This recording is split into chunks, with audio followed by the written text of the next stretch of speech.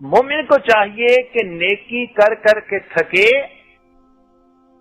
مومن کو چاہیے کہ نیکی کر کر کے تھکے اور تھک تھک کے نیکی کرے۔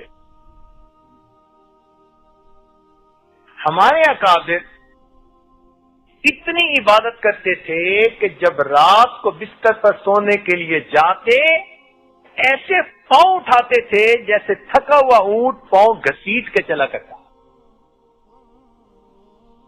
اتنی عبادت کر کے تھکے۔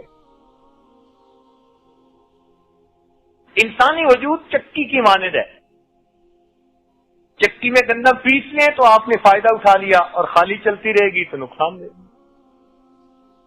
ہم بھی اگر اس جسم سے عبادت کر لیں تو ہم نے اس سے فائدہ اٹھا لیا، ورنہ یہ جسم بیکار رہا۔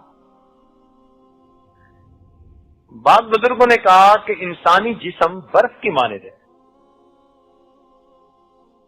برف کو آپ ٹھنڈا پانی میں ڈال کے ٹھنڈا کر لیں تو برف سے فائدہ اٹھا لیا، اور اگر ایسا نہیں کریں گے تو برف نے تو پگھلنا ہی ہے۔ ایک بزرگ فرماتے تھے کہ مجھے ایک برف والے نے سبق سکھا دیا۔ انہوں نے کہا وہ کیسے؟ کہنے لگے میں بازار میں گیا تو میں نے ایک برف والے کو دیکھا کہ اس کی برف پگھلتی جا رہی ہے اور قدرتاً خریدنے والا کوئی بھی نہیں۔ اب اس کو پریشانی لاحق ہے کہ اگر کوئی نہیں خریدے گا میری برف تو پگھل گئی، میرے پیسے تو ضائع۔ تو کہنے لگے میں نے اس کے دل پہ بڑی حسرت دیکھی اور بالآخر وہ کھڑے ہو کر بازار میں آواز لگانے لگا، لوگوں رحم کرو اس شخص پر جس کا سرمایہ پگھل رہا، لوگوں رحم کرو اس شخص پر جس کا سرمایہ پگھل رہا۔ تو یہ زندگی بھی سرمایہ ہے جو پگھلتی چلی جائے۔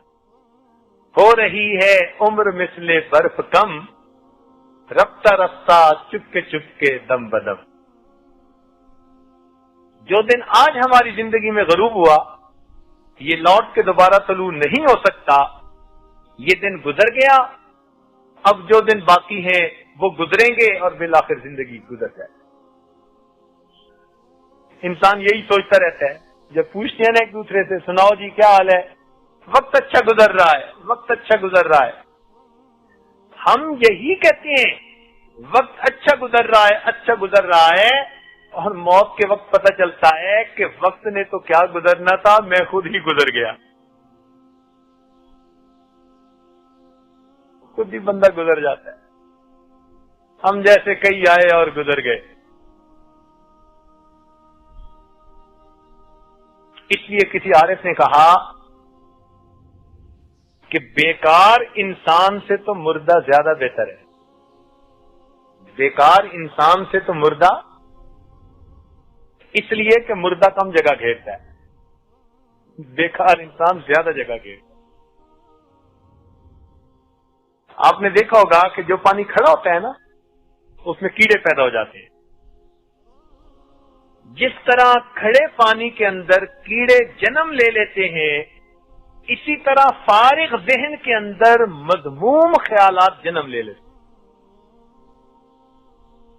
جو شخص اپنے دل و دماغ کو اللہ کی یاد کی طرف متوجہ نہیں رکھے گا، شیطانی شہوانی نفسانی خیالات خود بخود اس کے ذہن میں آئیں۔ انگریزی میں کہتے ہیں an idle man's brain is devil workshop۔ ہمارے اکابر نے زندگی کی حقیقت کو سمجھا اور انہوں نے اپنے جسم کو عبادتوں میں خوب تھکایا۔ نبی علیہ الصلوۃ والسلام اتنی عبادت فرماتے تھے، حدیث پاک میں آتا ہے حتی یتورمت قدماؤ، کہ نبی علیہ الصلوۃ والسلام کے قدمین مبارک کے اوپر ورم آ جایا کرتا تھا، پاؤں مبارک سوج جاتے تھے، اتنی عبادت کرتے تھے۔ امام اعظم ابو حنیفہ رحمۃ اللہ علیہ کے بارے میں لکھا ہے کہ رمضان المبارک میں ایک قرآن پاک دن میں تلاوت کرتے، ایک قرآن پاک رات میں تلاوت کرتے اور 3 قرآن پاک تراویح میں تلاوت کرتے، تو ٹوٹل ان کے 63 قرآن پاک ہو جاتے۔ ایک بزرگ تھے، ان کی 80 سال عمر تھی، اور 80 سال کی عمر میں وہ روزانہ 70 مرتبہ کعبے کا طواف کیا کرتے تھے۔ ایک طواف کے ہوتے ہیں 7 چکر، تو 70 طواف کے 490 چکر، اور ہر طواف کی 2 رکعت واجب الطواف، تو 70 ضرب 2 140 تو نفلیں ہی ہو گئی۔ اب ہم اگر کسی دن 140 نفلیں پڑھیں نا تو پھر آخر پر ہمیں اللہ کی جگہ وہی اللہ نکلے گا۔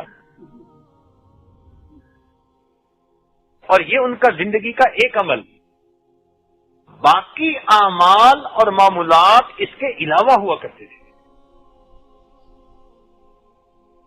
امام ابو یوسف رحمۃ اللہ علیہ وقت کے چیف جسٹس تھے، عالم اسلام کے سب سے بڑے قاضی وہ تھے اپنے زمانے میں،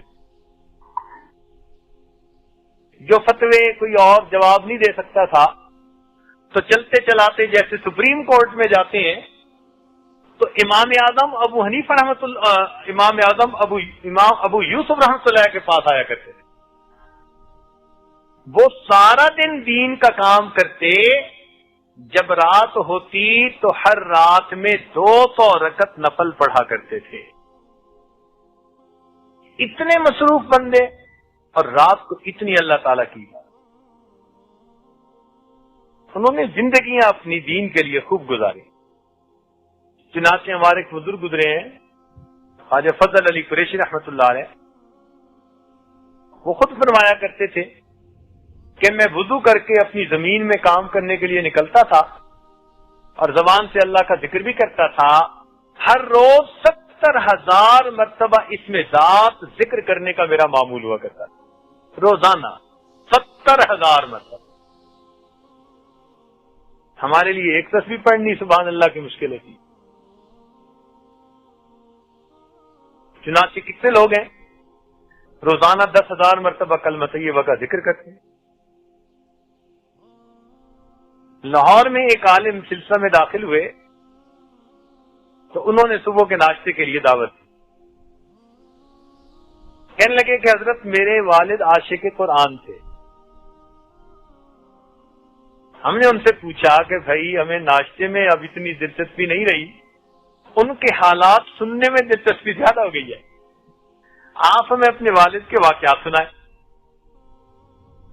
وہ کہنے لگے یہ ایک واقعہ سناتا ہوں۔ میرے والد گرامی کو کسی بزرگ نے بتا دیا کہ اگر 2 سال تک روزانہ ایک قرآن مجید کی تلاوت کرو گے تو قرآن مجید کا فیض تمہاری آئندہ نسل میں جاری ہو جائے گا۔ میرے والد صاحب نے اس کے لیے ارادہ کر لیا، روز قرآن پاک پڑھنے کا معمول بنایا، ایک قرآن مجید روزانہ پڑھنا، سردی گرمی، خوشی غمی، صحت بیماری، دیس پردیس، ہر حال میں انہوں نے روزانہ ایک قرآن مجید پڑھا، حتیٰ کہ 2 سال مکمل ہوئے۔ کہنے لگا اس کا نتیجہ عجیب ہے کہ میرے والد کے جتنے بیٹے اور جتنی بیٹیاں، ان کے آگے جتنے بیٹے اور جتنی بیٹیاں 10 سال سے اوپر کی عمر میں ہیں، سب کے سب قرآن پاک کے حافظ ہیں۔ میرے والد کی نسل میں نرینہ اولاد یا مادینہ اولاد کوئی بھی جو نسل آگے چلی ہے، ہمارے خاندان کا 10 سال کے اوپر کا ہر بچہ قرآن پاک کا حافظ۔ اللہ، یہ لوگ ابھی زندہ ہیں، فوت شدہ لوگوں کی باتیں نہیں کر رہا۔ اگر یہ لوگ آج کے اس دور میں اتنی اللہ تعالیٰ کی عبادت کر سکتے ہیں تو کیا ہم روزانہ ایک پارہ قرآن مجید کی تلاوت نہیں کر سکتے؟ ہمارے قریبی رشتہ داروں میں سے ایک بزرگ تھے، عالم تھے، وہ کہنے لگے کہ میں جب اپنے حضرت سے بیعت ہوا تو انہوں نے مجھے ایک قرآن پاک روزانہ قرآن تلاوت کا حکم دیا۔ خود مجھے فرمانے لگے کہ اس وقت مجھے بیعت ہوئے 43 سال کا عرصہ گزر چکا، ان 43 سالوں میں ایک دن میری تلاوت قضا نہیں ہوئی. اگر یہ لوگ ایسے عمالنامے لے کر اللہ کے حضور پیش ہوں گے کہ 43 سال میں ایک دن بھی قرآن مجید کا ایک پارہ پڑھنا اس میں ناغہ نہیں ہوا، تو پھر سوچیں کہ ہم اس دن کیا کریں گے. کرنے والے آج کے دور میں بہت کچھ کر رہے ہیں. ہم نے تو دیکھا حفاظ کو بھی رمضانی حافظ، بس رمضان آیا تو دن رات کر کے کچھ بھاگ دوڑ کر کے کچھ کر لیا، اور اس کے بعد ان میں اور عام نوجوان میں کوئی فرق نہیں. ہمارے قریبی تعلق والے ایک دوست ہیں، ان کی والدہ صاحبہ قرآن مجید کی حافظ ہیں.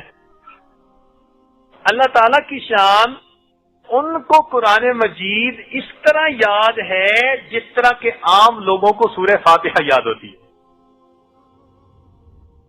جب چاہیں، جس وقت چاہیں، جہاں سے پوچھیں، ایک لفظ بولیں وہ اسی سے آگے پڑھنا شروع کر دیں.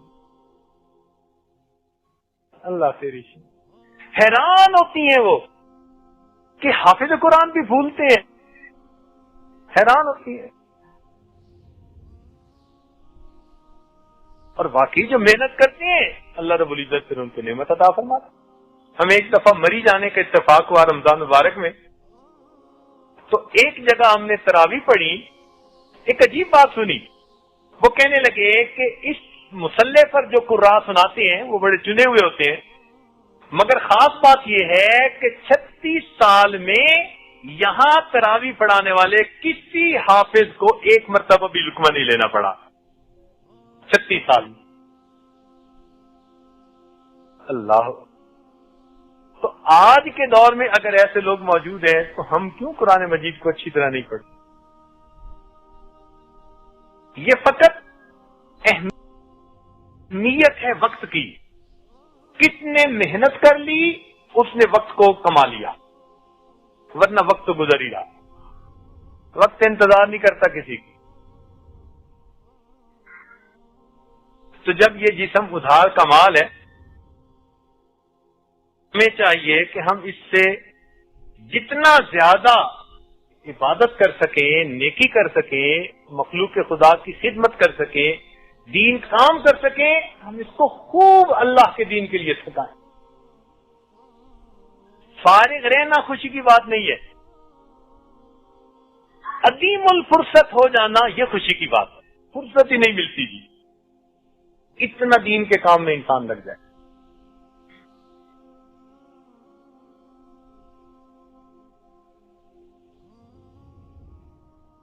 ایک صاحب چند دن پہلے ملنے کے لیے آئے، 16 سال سے صائم الدہر تھے، 16 سال سے متواتر روزے کی حالت میں زندگی گزری.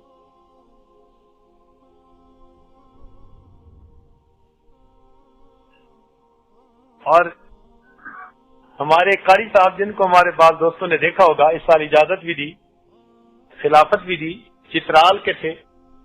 الحمدللہ ان کے زندگی کے اس وقت 23 سال گزر چکے. ایک دن روزہ، ایک دن افطار، ایک دن روزہ، 23 سال اس ترتیب پر وہ گزار چکے. تو بھئی اگر آج کے دور میں ایسے لوگ زندہ موجود ہیں جو اللہ کے لیے یہ کچھ کرتے ہیں، تو کیا 10 دن ہم اللہ تعالیٰ کی خوب جی بھر کے عبادت نہیں کر سکتے؟ مقصد یہ مثالیں دینے کا اتنا ہی ہے کہ ہم جو نیت لے کے آئے اعتکاف کی، اب یہ 10 دن ہم جی بھر کے اللہ تعالیٰ کی عبادت کریں،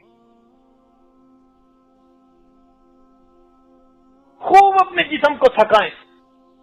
یہ جسم دنیا کے لیے ہزاروں مرتبہ تھکا.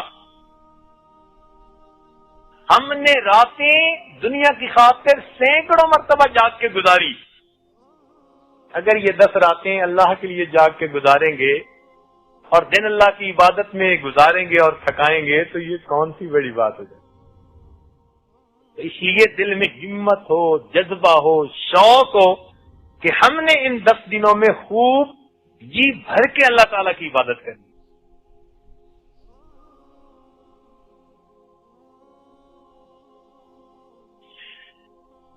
اور ان 10 دنوں کے وقت کی قدر کریں. رمضان المبارک کا وقت ویسے ہی قیمتی، اور آخری اشرا 2 کی نسبت اور زیادہ قیمتی، اور معتکف کے لیے تو پھر اور بھی زیادہ قیمتی.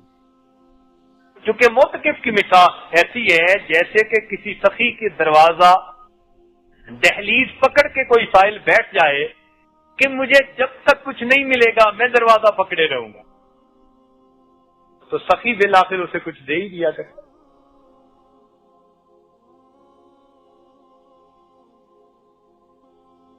ہمارے مشائخ نے فرمایا الوقت من ذهب و فضہ، وقت جو ہے نا وہ سونے اور چاندی کی ڈلیوں کی مانند ہے.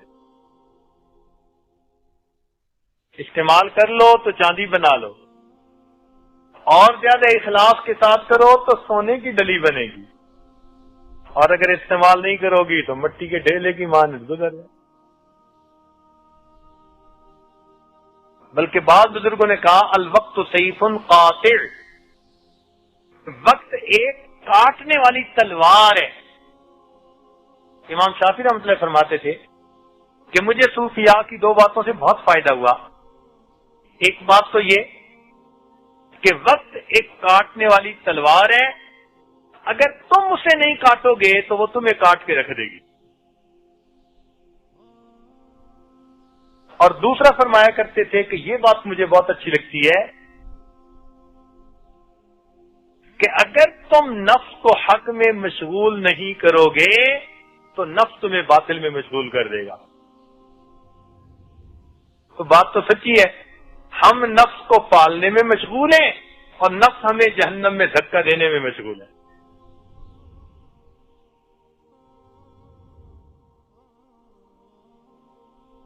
بہرحال جتنا بھی وقت ہے ہمارا وہ طے شدہ ہے. اے شمع تیری عمر طبعی ہے ایک رات، ہنس کے گزار دے یا کہ رو کر گزار. اس ہماری زندگی کے اوقات میں جو یاد الہی میں وقت گزر رہا ہے نا بھائی، یہ تو زندگی ہے اور باقی ساری کی ساری شرمندگی. ایک بڑے میاں سے کسی نے پوچھا کہ بڑے میاں عمر کتنی؟ کہنے لگے 15 سال. ان کا کیوں جوان بننے کا زیادہ ہی شوق ہے کہ 15 سال؟ کہنے لگے نہیں بھائی، جب سے توبہ کر کے اللہ سے سلوک کی ہے 15 سال گزرے ہیں، یہ میری زندگی ہے اور اس سے پہلے والی ساری شرمندگی. میری زیست کا حال کیا پوچھتے ہو، بڑھاپا نہ بچپن نہ میری جوانی، جو چند ساعتیں یاد دل بھر میں گزری، وہی ساعتیں ہیں میری زندگانی. جو چند ساعتیں اللہ کی یاد میں گزر گئیں وہ میری زندگی ہے اور باقی ساری کی ساری شرمندگی. میری فریاد سن لے میرے مولا، بنا لے اپنا بندہ دل بدل دے.